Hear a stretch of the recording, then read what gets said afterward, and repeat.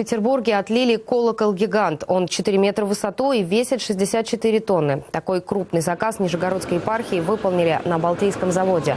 Колокол осветили прямо в цехе. Участники торжественной церемонии впервые услышали голос великана.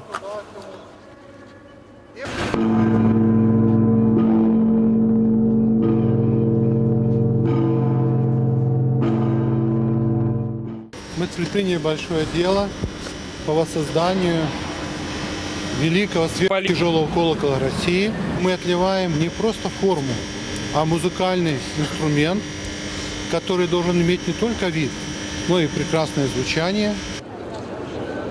Деньги на отливку пожертвовали благотворители. Колокол стал третьим в мире по величине среди соборных звучащих колоколов. В мае, когда откроется сезон навигации, исполина по воде переправит в Нижегородскую область и установит на звоннице собора Александра Невского, в месте, где сливаются Ока и Волга.